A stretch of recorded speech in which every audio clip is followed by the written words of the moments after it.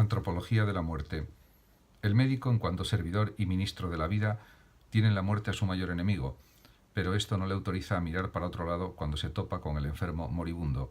La huida del médico puede ser fruto de una represión de su propio miedo angustioso a morir, y el enfermo terminal, que se da cuenta de que están engañándolo, puede sumergirse en una amarga soledad y verse embargado por un sentimiento de burla y de abandono. Pues el enfermo probablemente lo que desea es compartir lo que vive y experimenta ante la proximidad de la muerte. Por esta razón, urge ampliar la tradicional concepción del centro hospitalario, cuyo fin era hasta ahora diagnosticar y curar al enfermo. Hace falta contemplar también como una de sus finalidades el saber acompañar al moribundo para de esa manera humanizar la muerte. Hoy, afortunadamente, está emergiendo una nueva sensibilidad en la práctica de la medicina, que está recabando para esta última nuevas posibilidades y responsabilidades. La labor terapéutica del médico debe contemplarse como un medio para que el paciente sea coprotagonista de su propia curación, un proceso en el que deben estar implicados el enfermo como sujeto responsable y el médico como elemento colaborador. Polaino Lorente. Se trata de un proceso de rehabilitación donde, junto a factores biológicos y medios clínicos, juegan también otros factores psicológicos, morales, espirituales, que deben ser tenidos en cuenta.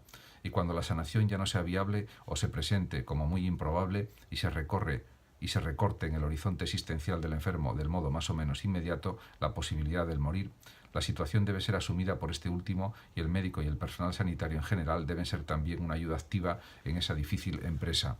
Hoy estamos necesitados de una medicina con humanidad, que entre otras cosas prepare a los profesionales de la salud para ser coprotagonistas de una humanización de la muerte.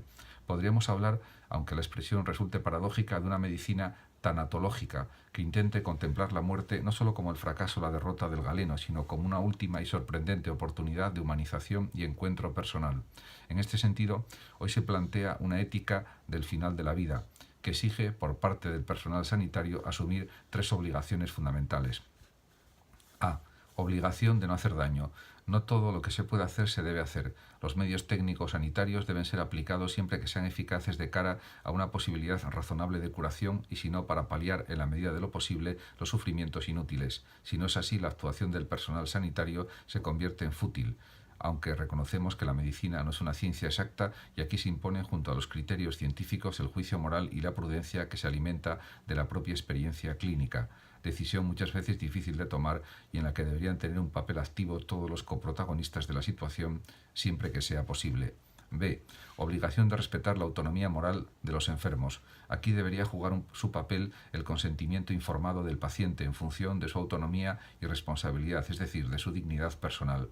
En la medida de lo posible se deberá de evitar el paternalismo de la llamada representación de la comedia a base de las clásicas verdades a medias y mentiras piadosas que, como una compasión o amor malentendidos, impiden al moribundo la muerte auténtica que exige del mismo ser sujeto libre y responsable de su propia situación límite. Como en la vida, también en la proximidad de la muerte la persona tiene derecho a deliberar y decidir de modo lúcido y responsable, es decir, también tiene derecho a vivir libremente la verdad. Si no es así, se comete un acto de injusticia para con su autonomía y dignidad, arrebatándosele la obligación moral de apropiarse su propia muerte como su último acto de libertad. C. Obligación de proporcionar cuidados paliativos. La obligación de cuidar al paciente debe ir más allá de los límites de la curación y continuar cuando entre en una fase irreversible y terminal, procurando la máxima calidad de vida, respetando las preferencias del enfermo al respecto y el modo de morir que haya expresado. Los cuidados paliativos deberán ir presididos por el principio de proporcionalidad o de doble efecto, de tal modo que el saldo sea favorable de cara a paliar el dolor frente a posibles consecuencias implícitas o colaterales negativas. Es decir, se debe buscar intencionalmente el bien del paciente. Naturalmente, la aplicación de estas obligaciones o principios exigen tacto, conocimiento de la personalidad del enfermo y un suficiente nivel de comunicación con él mismo.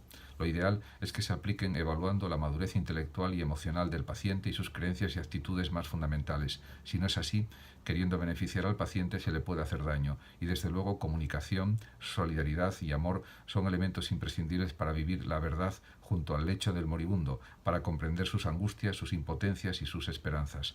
Solo así se sentirá acompañado, compadecido y amado en esa irrenunciable tarea de vivir su propia muerte como tal vez su posibilidad última y suprema.